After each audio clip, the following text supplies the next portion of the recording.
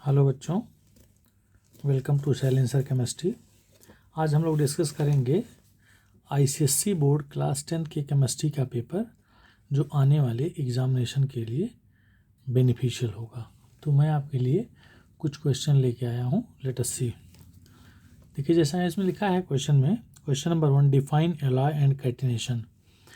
Alloy का मतलब होता है बेटा कि the natural occurring minerals from which metals can be extracted profitably, this is known as a alloy। तो एलॉय का मतलब हो गया कि जो मिनरल्स होते हैं उस मिनरल्स, एलॉयज एक्चुअल में मिनरल्स ही होते हैं, कुछ मिनरल्स जहाँ से मेटल को प्रॉफिटेबली एक्सट्रैक्ट कर लिया जा सके उसी को हम एलॉय कहते हैं। और दूसरा कह रहा है कैटिनेशन। कैटिनेशन जो होता है वो कार्बन की प्रॉपर्टी होती है। कार्बन एटम एक नॉन मेटल है जो सारे ऑर्गेनिक कंपाउंड्स का एसेंशियल एलिमेंट है। तो कैटिनेशन हो गया tendency of an element to form chains of identical atoms, और ये means the chain of atoms के लिए चेन ऑफ एटम्स में मेनी मोर कंपाउंड्स फॉर्म करता है, और इसी प्रॉपर्टी को हम कैटिनेशन के नाम से जानते हैं। ठीक है, तो ये हो गया बेटा एलॉय एंड कैटिनेशन।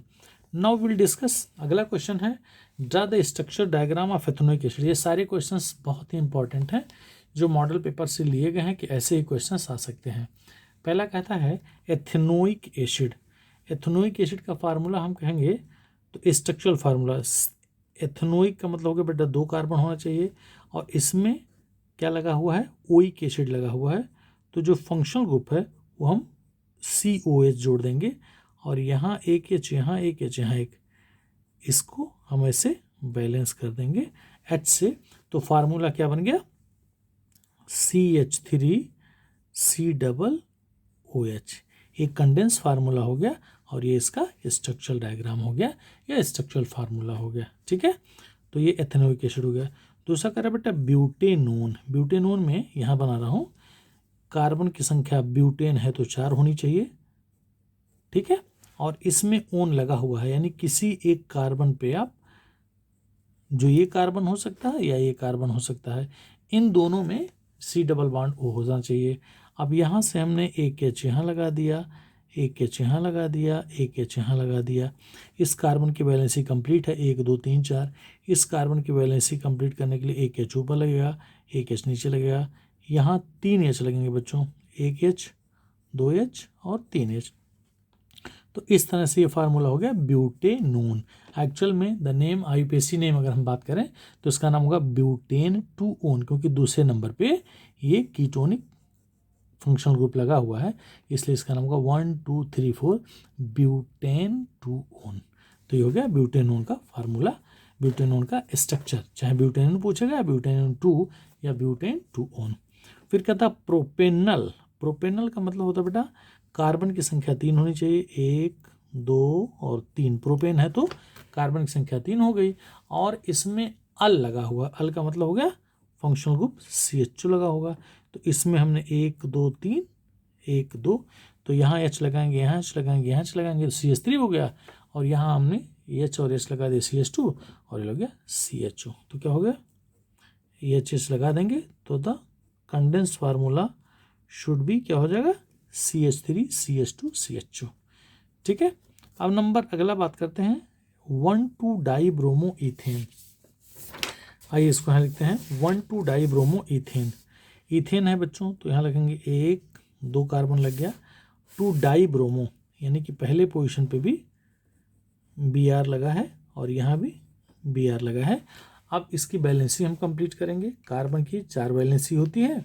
यहाँ देखिए हमने 1 और 2 दिख रहा है, एक यहाँ लगा दिया, एक यहाँ लगा, इसमें भी 2 दिख रहा है, एक यहाँ लगा दिया, एक यहाँ लगा दिया, यानी H should be here, H should be here, H should be here, H should be here.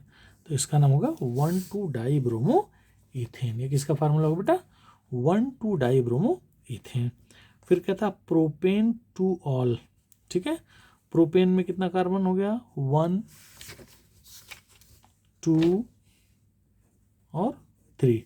Propane में 3 कार्बन हो गया, और 2 ऑल है बच्चों, तो ये कह रहा यहाँ OH लगा दिया, तो ये 2 ऑल हो गया। तो CH3 CCH3, यहाँ हमने जब इसकी बैलेंसी कंप्लीट करी CH3 हो गया, सॉरी, यहाँ 3 H दिख रहा है, 3 बैलेंस दिख रहे हैं, एक जोड़ेंगे और यहाँ एक है तो यहाँ CH3 जोड़ेंगे तो ये हो गया प्रोपेन 2ऑल। Sorry, this is the formula of the propane 2ऑल। ओके, आइए अब अगला क्वेश्चन देखते हैं। Question number 3, write the IUPAC name of the following compounds. Ethylene, पहले मेथिलीन का फार्मूला लिखेंगे। The formula of the ethylene should be C2H2 और एथिलीन का फार्मूला हो गया C2H2 और इसका जो IUPAC नाम होगा बेटा वो होगा ethene, sorry ethyne, sorry ethylene का फार्मूला C2H4, गलत हो गया, C2H4 एथिलीन का फार्मूला और the name of this compound is ethene, ETHENE, इसका नाम हो गया एथीन। अब कह रहा प्रोपेनल डिहाइड। अभी हमने एक फार्मूला लिखा था प्रोपेनल, जरा ध्यान से देखेंगे, प्रोपेनल डिहाइड, इसका हमने फार्मूला यहाँ लिखा था बेटा, देखो प्रोपेनल डिहाइड का फार्मूला हो गया CH3 CH2 CHO और प्रोपेनल डिहाइड का IUPAC नामन कैसे क्या होगा प्रोपेनल। तो देखो ये कोरिलेट हो गया, एक क्वेश्चन इसमें कॉमन मिल गया।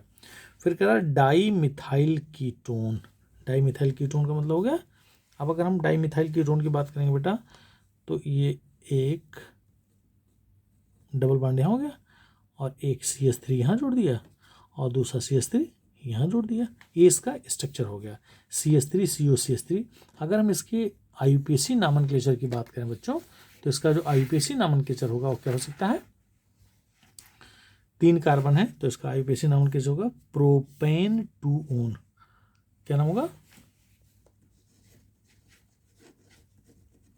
प्रोपेन 2ऑन, इसका नाम होगा प्रोपेन 2ऑन, जिसे हम कहते हैं डाई मिथाइल कीटोन। फिर का ना urea, the formula of urea यहाँ लिख रहा हूँ NH2CONH2, ये यूरिया का फार्मूला होता है और इसका IUPAC नाम कैसे होगा बेटा, इसको हम मेथनामाइड पढ़ेंगे और NH2 को कहेंगे एमिनो। बहुत इंपॉर्टेंट है ये, अक्सर बुक्स में मिलता नहीं लेकिन इसको ध्यान से देख लेंगे। NH2CONH2 इसको कहेंगे मेथनामाइड, उसको कहेंगे NH3 को एमिनो, तो इसका IUPAC नाम कैसे हो गया एमिनो मेथनामाइड, करेक्ट। अब हम बात करेंगे एथाइल एल्कोहल। एथाइल एल्कोहल क्या होगा, फार्मूला लिख दूँ C2H5OH, ये फार्मूला हो गया और इसका IUPAC नॉमेनक्लेचर होगा क्या इथेनॉल। क्या होगा बेटा ETHANOL, इथेनॉल। बहुत अच्छा। अब आते हैं क्वेश्चन नंबर 4 पे। Give one word for the following organic compounds having the same molecular formula but different structural formula. ये आइसोमर्स कहलाएगा। क्या कहलाएंगे, isomers are the compounds which are having same molecular formula but different structural formula.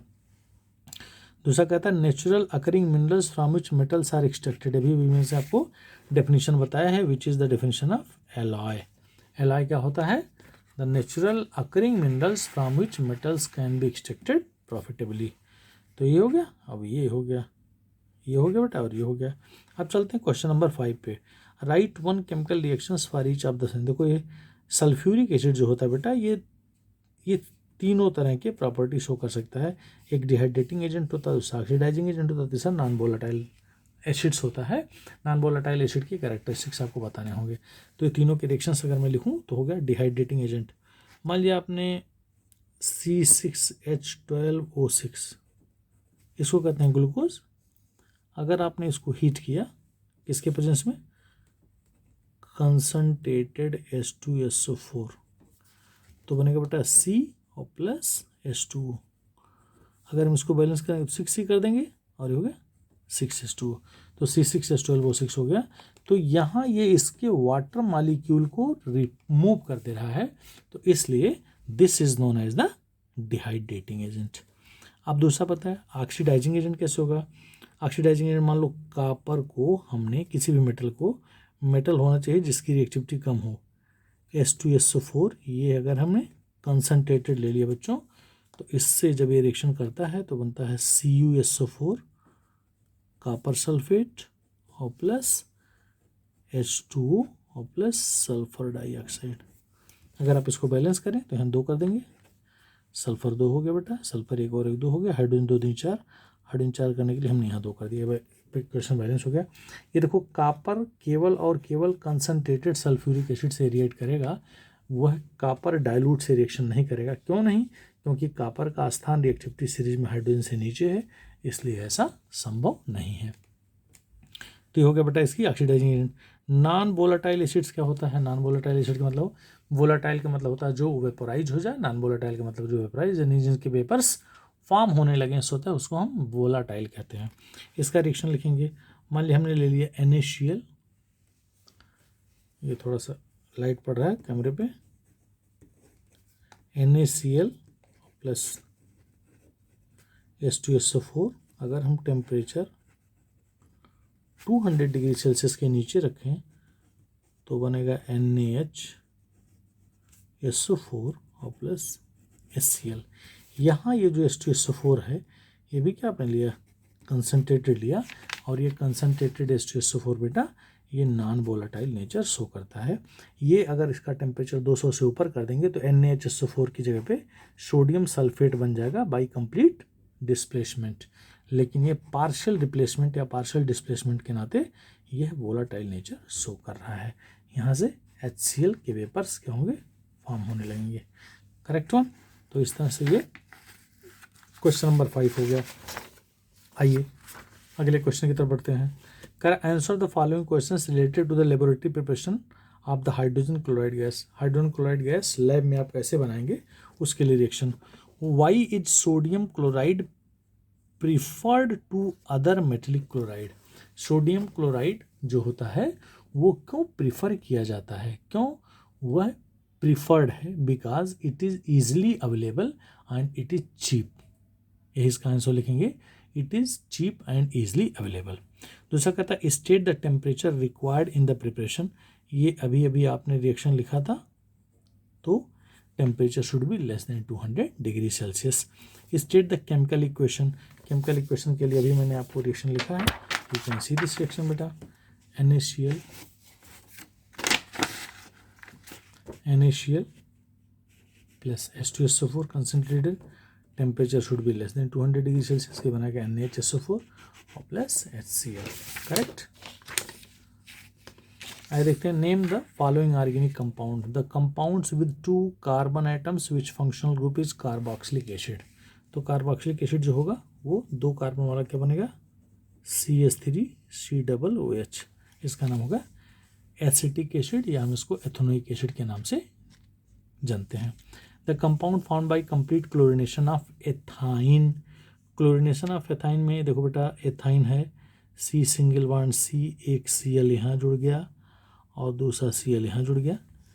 Ethyne का formula CH triple bond CH होता है। तो अब ये CH में अगर हम ये देखें, एक H यहाँ जुड़ेगा, एक H यहाँ जुड़ेगा, एक H सॉरी यहाँ हमने Cl जोड़ना है, यहाँ हमने Cl जोड़ना है, तो बनेगा C के साथ CHCl2 सिंगल बॉन्ड CHCl2। तो ये बनेगा कंपाउंड 1,1,2,2 टेट्रा क्लोरो इथेन। अगर हम इसके IUPAC नॉमेनक्लेचर की बात करें तो क्या होगा? 1,1,2,2 टेट्रा क्लोरो इथेन। ये कंप्लीट क्लोरिनेशन ऑफ एथाइन देगा। अब आगे चलते हैं। The compounds formed when ethanol is treated with concentrated sulphuric acid. अगर हम इसका रिएक्शन यही लिख दें, C2H5OH, इसको हमने हीट किया कंसंट्रेटेड H2SO4 के साथ बेटा, तो बनेगा कंपाउंड C2H4 एथीन बनता है और plus H2O। The compound will be formed ethene, या इसको हम एथिलीन के नाम से जानते हैं।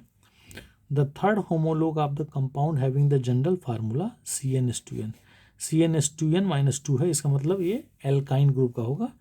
तीसरा ग्रुप C3 यानी तीसरा कार्बन और C3H4, इसका नाम होगा propyne. The name of this compound is propyne, और ये इसका कंपाउंड होगा। करेक्ट।